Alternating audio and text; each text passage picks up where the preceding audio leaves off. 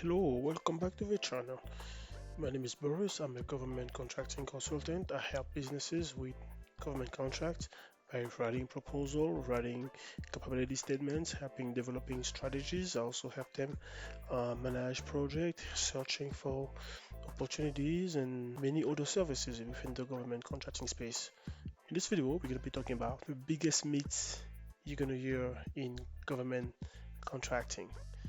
So before we dig too far into this video, our analytics shows that only 1% of our viewers actually, only less than 1% actually subscribe to our channel. We have a big goal to hit 10,000 subscribers within the next 12 months. We would really appreciate any support by liking, subscribing to the channel. Thank you so much. All right, let's jump into the first that is very common in government contracting when it comes to certifications. You need certification to win contracts. You hear that all the time. It's not true. You don't need certification in order to win contracts. Certifications are can be helpful, but they are not required at all for winning contracts. Many contracts are open to non-certified business, so there's really no such things as you need certification in order to win contracts. All right. Myth number two: certifications guarantee success. It's not true. It's not true. It's not true. The reality is that certifications don't promise success. You still need to compete, bid like everybody else, have strong proposals, and have a solid track record of past experience. That's really the success, the magic to succeed in government contracting. You have, you know, very competitive bids. Your pricing is very accurate, well detailed. Your pricing can be good, but be as detailed as you can. That's where one of the services that we provide is cost estimations, because you have to be very detailed with your pricing. The government loves that.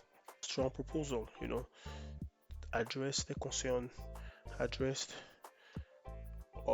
what you can do to help resolve the issue, and how you can help them to resolve that issue, and show that you have a solution and you can go a little bit above and beyond what they need to resolve. Right. The third myth is only large corporation can get certified. That's not true either. Many certifications are designed specifically for small businesses, minority-owned businesses, and women-owned businesses. So it's not even a large corporation, especially at the federal level. The certifications are there really to help the small businesses at the federal level. Now, when you come to the state level, there are other certifications, depending of the agency, depending of the department. There are certifications that are just there to help regulate certain industries, but you also have certifications that are there to help small businesses at the state or local level, right? But at the federal level, usually it's there to help, small businesses, women-owned, veteran-owned businesses and stuff like that.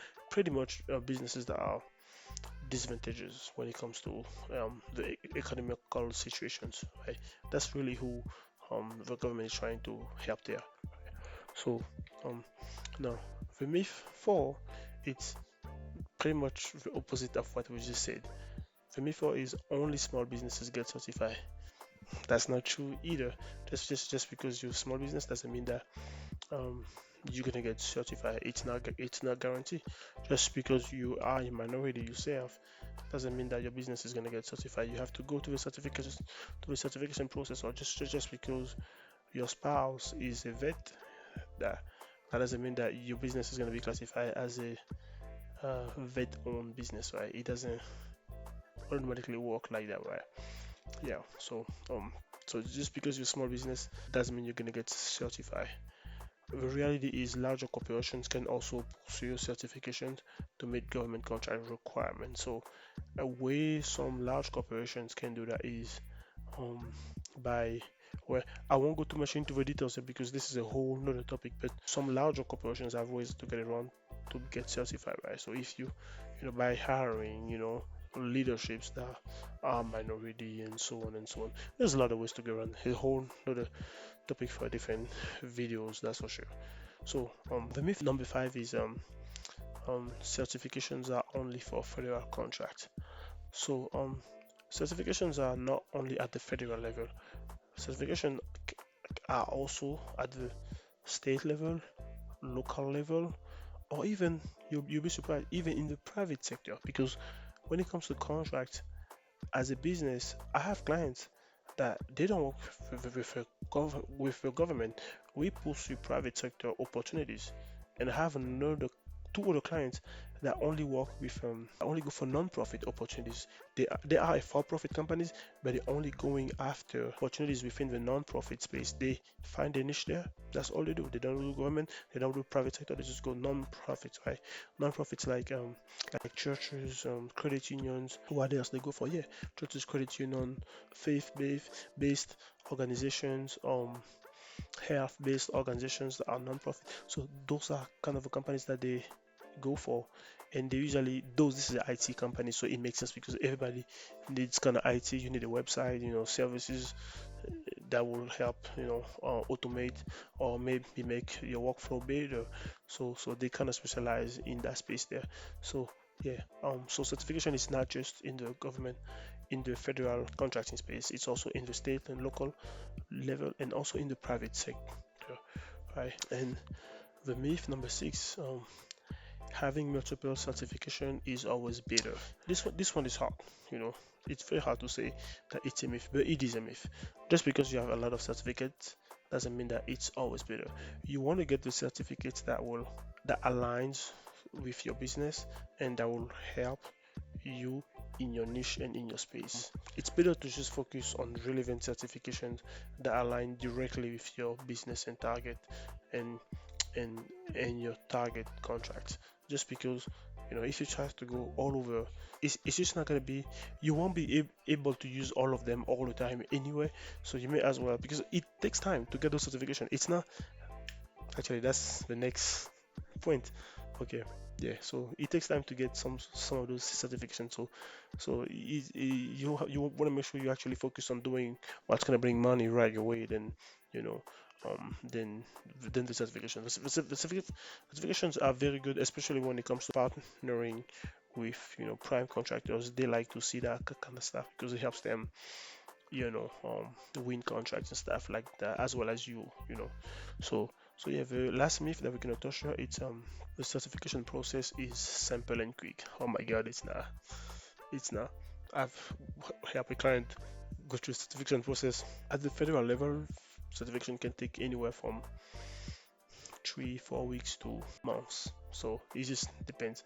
So it's not easy. It's not an easy process. At the state level, it can take 6-9 months, sometimes even a year.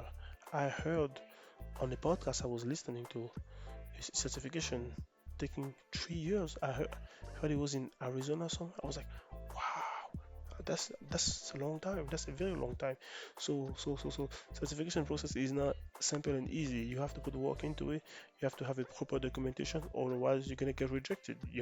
Certification is not guaranteed. You have to apply. You have to be approved, and there's documentation that you have to provide. So you have to make sure that you understand it. So yeah, so those are all the big myth, the biggest myth that you will hear about certification when in the government contracting space. So again, some of those are the ones that are a little bit on the gray area. Is having multiple certification is always better. Like having more certification is better.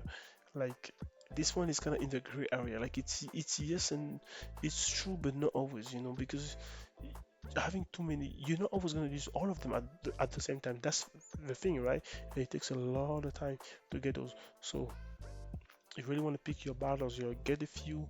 3 is a good number to get started with, and then from there, based on opportunities, based on the people that you talk to, the opportunities that you go after, you're going to be able to see which one seems to be more, which one seems to be coming back, and then that will give you an idea of what you need to get, instead of just randomly going after every single certificate.